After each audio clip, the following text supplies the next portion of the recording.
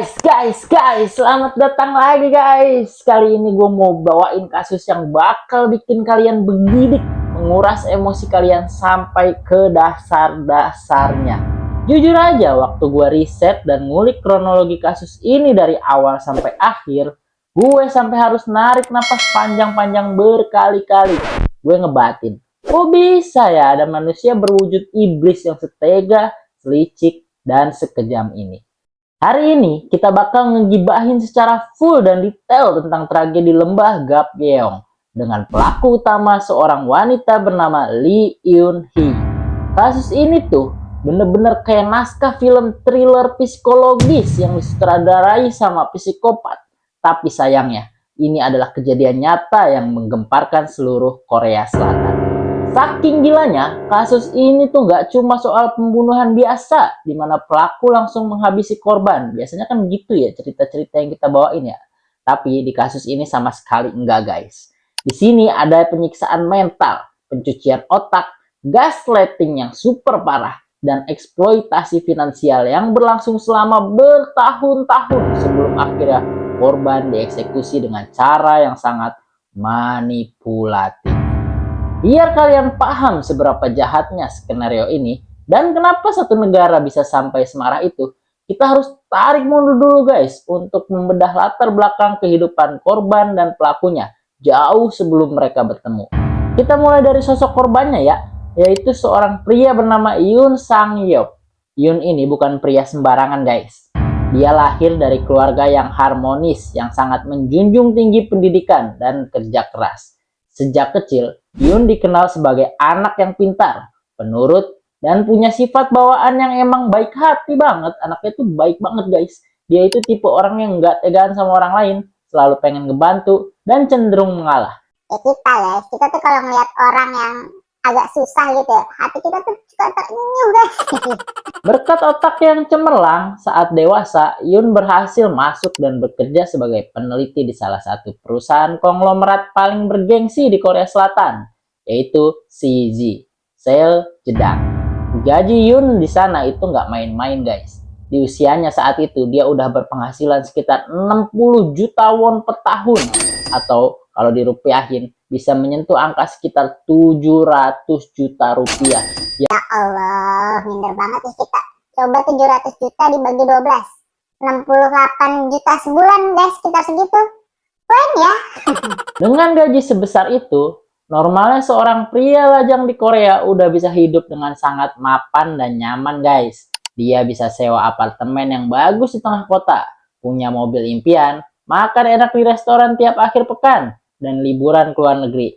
Dan tentunya punya tabungan hari tua yang sangat aman. Ih, cita-cita kita banget itu guys. Teman-teman kantor dan keluarganya mengenal Yoon sebagai pria yang lurus. Dia nggak pernah macem-macem guys. Dia nggak suka mabuk-mabukan yang berlebihan. Nggak main judi. Pokoknya tipe cowok-cowok idaman yang stabil banget secara finansial maupun kepribadian. Sampai saat ini juga di Indonesia cowok-cowok kayak gitu tuh udah jadi idaman banget ya guys ya. Dia punya mimpi sederhana, pengen punya keluarga kecil yang bahagia, pulang kerja disambut istri, dan hidup tenang. Tapi sayangnya guys, sifat baik, polos, dan naifnya Yoon ini justru jadi celah yang sangat mematikan ketika dia dihadapkan pada seorang predator. Dan predator itu tahu persis gimana cara mencium kepolosan Yoon dari jarak yang sangat jauh. Di sisi lain, untuk sang predator Lee Eun Hee, kehidupan Eun Hee ini benar-benar bertolak belakang 180 derajat dari kehidupan Yoon Sang Yeop. Eun Hee ini lahir dari keluarga yang sangat miskin, dan sejak kecil dia udah terbiasa dengan kerasa hidup dalam keterbatasan. Fakta yang paling bikin merinding adalah waktu Eun Hee masih SD di tahun 2002. Dia dan orang tuanya yang disabilitas pernah masuk ke dalam sebuah acara TV dokumenter terkenal di Korea yang berjudul Sunday Sunday Night. Di acara itu, keluarga Eun Hee diliput sebagai keluarga miskin yang butuh donasi dan bantuan masyarakat. Waktu itu, Eun Hee kecil yang terlihat polos sampai nangis di depan kamera berterima kasih kepada orang-orang yang udah ngebantu keluarganya dan berjanji bakal jadi anak baik yang membanggakan orang tuanya. Tapi nyatanya, begitu beranjak remaja, kelakuan Eun Hee malah kayak, kok bisa? Alih-alih termotivasi buat sekolah yang rajin dan kerja yang halal, Yoon Hee malah kabur dari rumah, putus sekolah, dan mulai bergaul sama komplotan kriminal jalanan. Sejak remaja, Yoon Hee udah sering banget berurusan sama pihak kepolisian karena berbagai kasus kenakalan remaja, pencurian, penipuan, sampai terlibat dalam jaringan prostitusi ilegal di bawah umur. Dia menghalalkan segala cara buat dapat uang cepat tanpa harus keluar keringat buat kerja keras. Gilanya lagi, di usianya yang masih sangat belia, kalau nggak salah sekitar awal umur 20-an ya, atau bahkan belasan akhir, Yoon Hee udah hamil guys. Dia melahirkan seorang anak perempuan. Kacau ya hidupnya ya. Kalian pikir setelah punya anak dia akan jadi bertobat dan jadi ibu yang baik? Oh, tentu tidak. Anak itu dititipkan entah kemana guys. Sementara dia terus sibuk berkeliaran di dunia malam mencari mangsa baru. Gila, kacau. Yoon Hee tumbuh menjadi wanita sosiopat yang tahu persis bagaimana cara menggunakan daya tariknya, air matanya, dan kebohongannya buat memanipulasi cowok-cowok lemah atau naif demi menguras habis uang mereka. Lalu gimana ceritanya dua orang yang berasal dari dua dunia yang sangat berbeda ini bertemu? Semuanya bermula di sekitar tahun 2013 atau 2012 gitu. Waktu itu, Yoon Sang Yeop yang mungkin lagi merasa kesepian guys di tengah rutinitas kerjanya yang padat, nggak sengaja berkenalan sama Lee Yoon Hee. Ada banyak rumor yang beredar luas di Korea tentang awal mula pertemuan mereka. Ada yang bilang mereka kenal lewat aplikasi kencan online. Tapi ada juga spekulasi yang sangat kuat kalau mereka kenal dari tempat hiburan malam atau panti pijat ilegal, mengingat rekam jejak Yoon Hee yang memang besar di lingkungan gelap seperti itu. Saat pertama kali mereka berinteraksi, insting predator Yoon Hee langsung menyala guys, menyala instingku. Dia dengan cepat menyadari kalau Yoon ini adalah sebuah jackpot besar kayak gini kali ya. Bau kekayaan tercium dari jarak 10 km. Dia melihat Yoon sebagai pria mapan dengan gaji raksasa, tapi di saat yang sama memiliki kepribadian yang sangat polos, kesepian, dan gampang banget dimanipulasi perasaannya. Disinilah Yoon Hee mulai memainkan peran master kelasnya.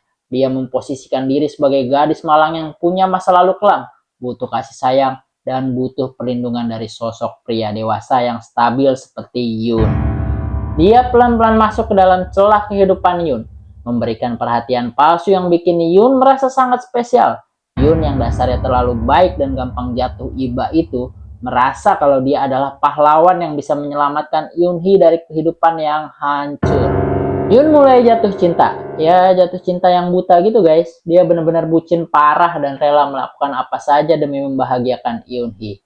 Selama beberapa tahun berpacaran, Yoon Hee udah mulai menggerogoti uang Yoon pelan-pelan, meminta dibelikan barang-barang mewah. Dan Yoon dengan senang hati menurutinya karena mengira itu adalah bentuk cinta. Setelah Yoon merasa yakin, pada tahun 2017, mereka akhirnya mendaftarkan pernikahan mereka secara hukum. Tapi, kalian tahu nggak keanehan terbesarnya? Pernikahan mereka ini sangat tidak wajar guys. Tidak ada pesta pernikahan, tidak ada resepsi. Keluarga Yoon bahkan nggak ada yang tahu detail tentang sosok Yoon Hee ini. Dan yang paling tidak masuk akal, mereka tidak pernah tinggal serumah selayaknya sepasang suami istri yang baru menikah. Gila kan? Yoon Hee menolak mentah-mentah ajakan Yoon untuk tinggal bersama di rumah yang wajar. Alih-alih hidup bersama, Yoon Hee memanipulasi Yoon dengan berbagai alasan tidak masuk akal. Mulai dari ingin mandiri, ingin tinggal bersama teman-teman perempuannya, sampai akhirnya dia memaksa Yoon untuk menyewakan sebuah apartemen yang cukup mewah di daerah Incheon, khusus untuk Yoon Hee.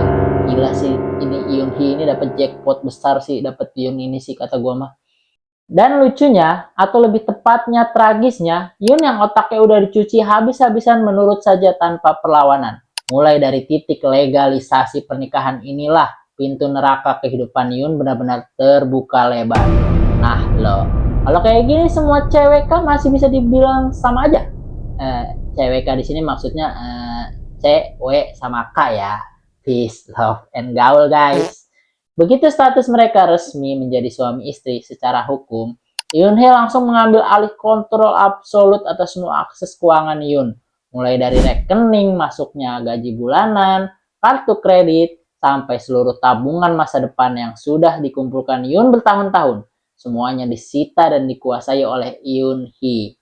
Sementara istrinya hidup bergelimang kemewahan di apartemen bagus, keliling luar negeri untuk liburan, dan makan di restoran mahal.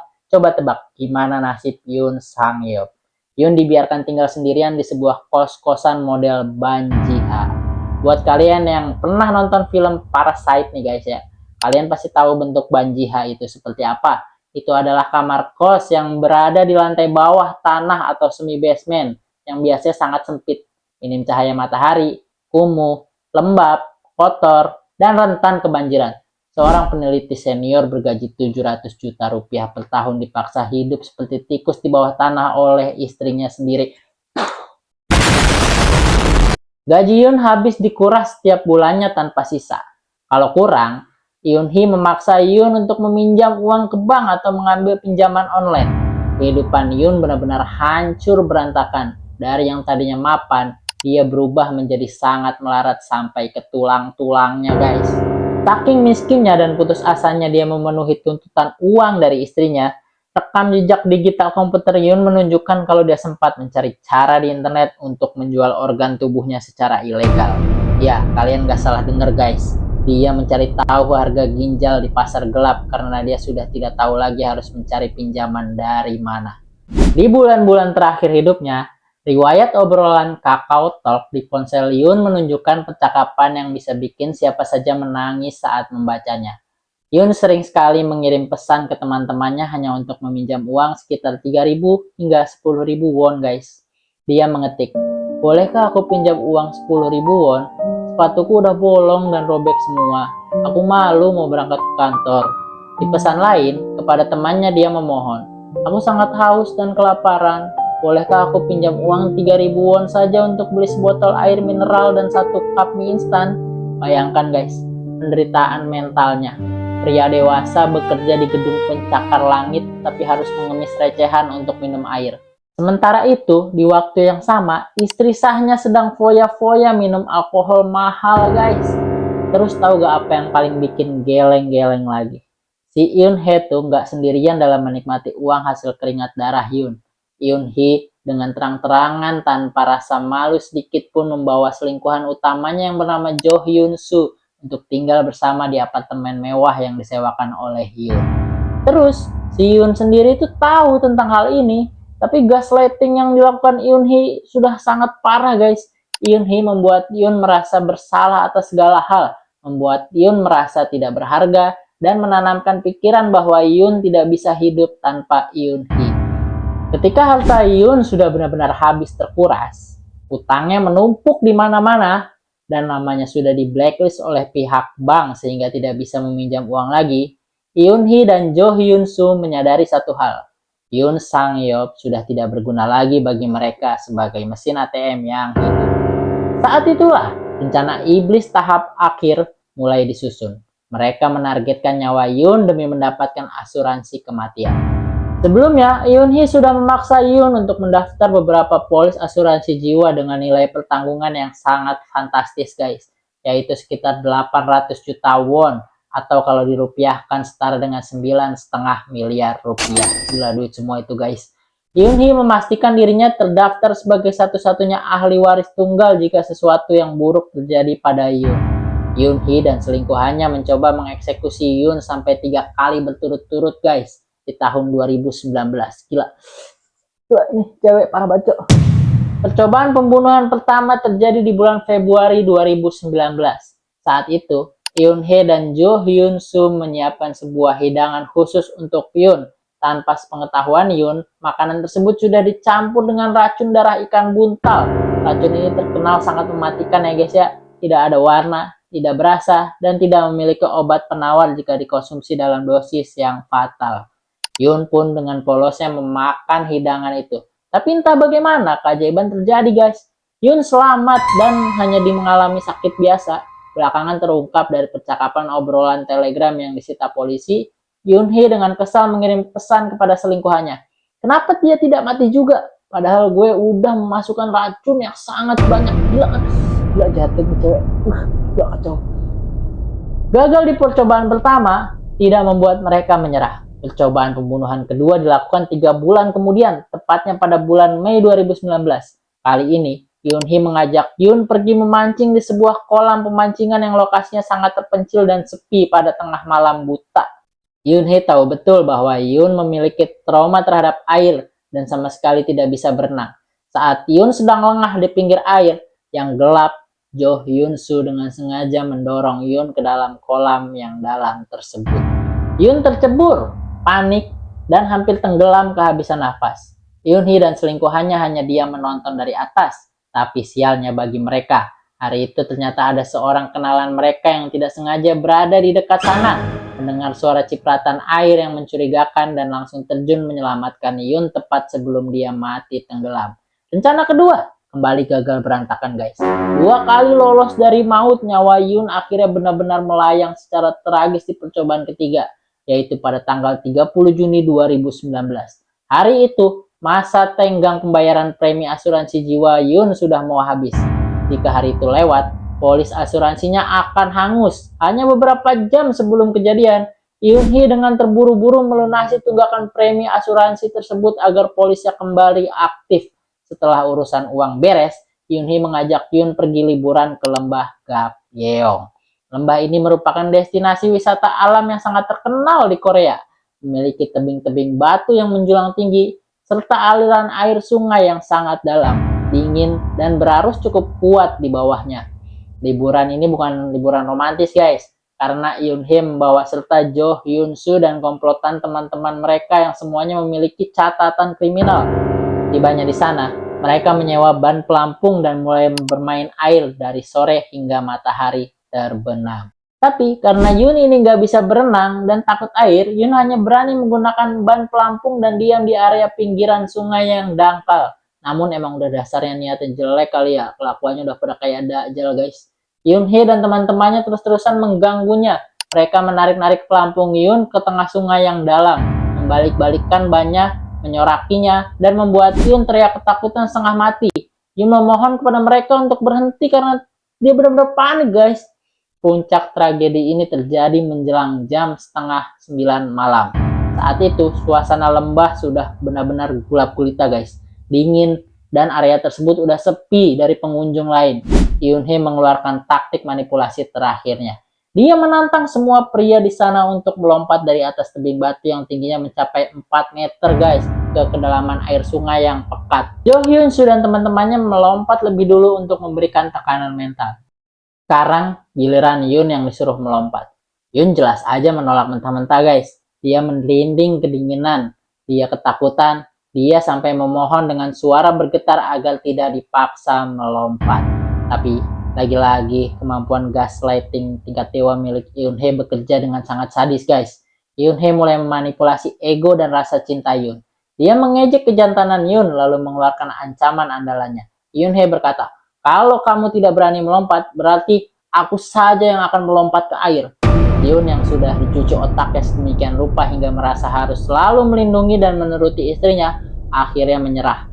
Tertekan oleh ejekan dan ancaman istrinya, dengan tubuh yang bergetar hebat, Yoon berdiri di pinggir tebing yang gelap. Dia memejamkan mata lalu menjatuhkan dirinya ke air. Begitu tubuh Yoon menyentuh permukaan air yang dingin dan dalam, dia langsung kesulitan bernapas guys. Dia megap-megap, meronta-ronta, mencoba mencari pegangan, tapi air yang menelan tubuhnya dengan cepat.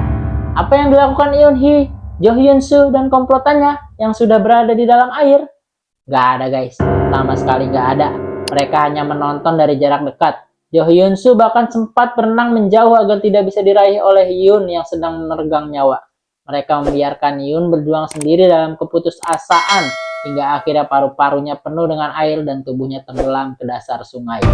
Setelah memastikan Yoon benar-benar tidak bergerak lagi, barulah mereka pura-pura panik guys, menelpon layanan darurat 119 dan berteriak meminta tolong dengan skenario bahwa suami Yoon-hee tenggelam karena kecelakaan saat bermain. Tim SAR datang, mengevakuasi jasad Yoon dan polisi setempat mulai melakukan penyelidikan standar. Karena kurangnya bukti di tempat kejadian yang gelap, ditambah kesaksian kompak dari seluruh komplotan Yoon-hee yang menyatakan itu murni kecelakaan akibat Yoon yang tidak pandai berenang, polisi akhirnya menutup kasus tersebut tanpa kecurigaan lebih lanjut. Seharusnya cerita mengerikan ini selesai di sini guys. Yoon dikuburkan dalam keheningan dan Yoon-hee serta selingkuhannya bisa ongkang-ongkang kaki menikmati uang 9 miliar rupiah dari pihak asuransi. Tapi, disinilah kebodohannya guys. Ego yang kebesaran dan rasa terlalu percaya diri dari sang psikopat menghancurkan rencananya sendiri. Beberapa bulan setelah Yoon dimakamkan, Yoon-hee dengan santai mengajukan klaim pencairan dana asuransi. Tapi perusahaan asuransi tersebut memiliki tim investigasi internal yang sangat teliti. Mereka mencium ada yang tidak beres. Mereka menunda dan akhirnya menolak pencairan dana karena merasa curiga dengan timing pembayaran premi yang dilakukan hanya beberapa jam sebelum kematian korban. Ditambah, fakta bahwa Yoon-hee tidak menunjukkan tanda-tanda kesedihan yang wajar sebagai seorang janda. Penolakan ini membuat Yoon-hee murka luar biasa guys. Merasa dirinya adalah orang paling pintar di dunia yang tidak mungkin tersentuh hukum, Yoon-hee membuat sebuah manuver yang nantinya akan dicatat sebagai blunder paling bodoh dalam sejarah kriminal Korea. Yoon-hee secara sukarela menghubungi stasiun TV nasional SBS, tepatnya ke program acara dokumenter investigasi legendaris bernama Unanswered Question. Dia mengadu kepada para jurnalis, memposisikan dirinya sebagai korban kezoliman perusahaan asuransi raksasa yang menolak membayar haknya sebagai janda yang ditinggal mati suami. Dia berharap dengan masuk TV, publik akan membantunya menekan pihak asuransi, tapi dia lupa berhadapan dengan siapa guys. Tim produser Unanswered Question adalah sekumpulan jurnalis investigasi yang instingnya setajam detektif veteran. Saat pertama kali mewawancarai Yoon-hee, produser langsung merasakan aura red flag yang sangat pekat. Yoon-hee di depan kamera sama sekali tidak terlihat berduka, tidak ada setetes pun air mata. Dia malah sibuk memoles make up, tersenyum licik, dan dengan santainya menceritakan detail kematian suaminya tanpa emosi. Puncak dari kebodohannya adalah ketika Yoon-hee dengan bangga menyerahkan sebuah flash disk berisi kumpulan video-video rekaman liburan mereka di Gapyeong kepada pihak TV sebagai bukti bahwa mereka sedang bersenang-senang. Begitu tim editor TV memutar video tersebut di ruang editing, mereka semua langsung terkaget-kaget guys.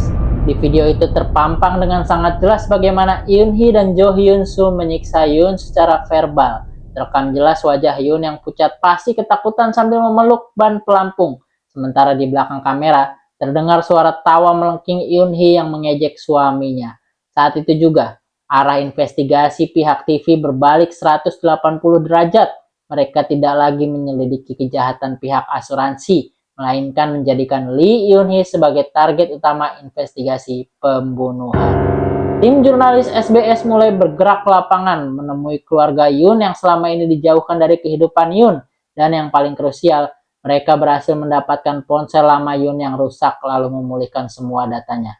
Dari sinilah, seluruh isi chat menyayat hati tentang uang 3.000 won, foto sepatu yang robek, dan bukti transfer ke rekening Jo Hyun-soo terbongkar ke hadapan publik. Ketika episode dokumenter ini akhirnya ditayangkan di televisi nasional, seluruh rakyat Korea Selatan meledak dalam amarah.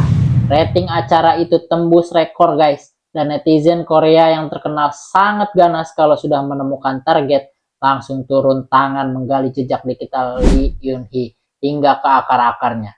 Hasil penggalian netizen dan jurnalis independen menemukan fakta masa lalu yang lebih menyeramkan. Ternyata Yoon Sang-yeop bukanlah korban pertama yang mati di tangan Yoon-hee. Pada tahun 2010, seorang pria yang merupakan mantan pacar Yoon-hee tewas dalam sebuah kecelakaan mobil yang sangat mencurigakan, di mana Yoon-hee yang berada di dalam mobil yang sama berhasil selamat tanpa luka berarti dan mengantongi uang asuransi.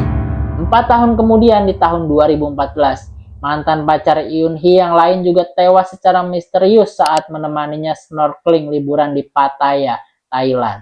Dan lagi-lagi, asuransi kematiannya cair ke kantong Yoon-hee. Dua kebetulan yang sama berturut-turut sulit sekali untuk tidak menyebutnya adalah sebuah pola.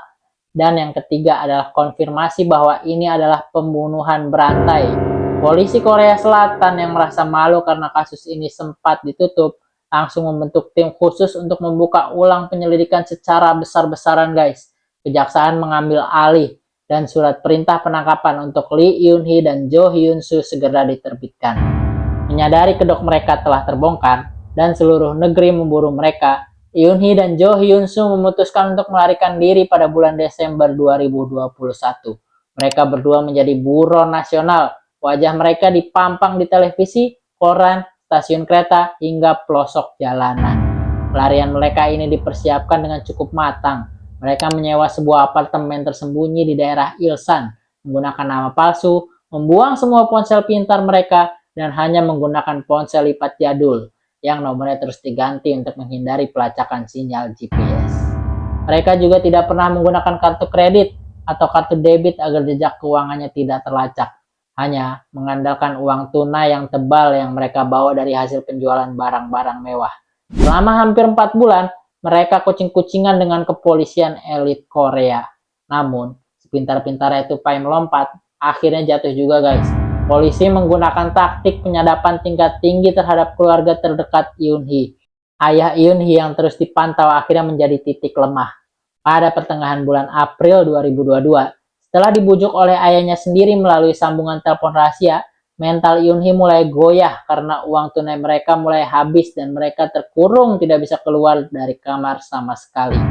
Berbekal pelacakan sinyal dari komunikasi singkat tersebut, tim taktis kepolisian berhasil mengepung sebuah gedung perkantoran Official di wilayah Goyang, Provinsi Gyeonggi.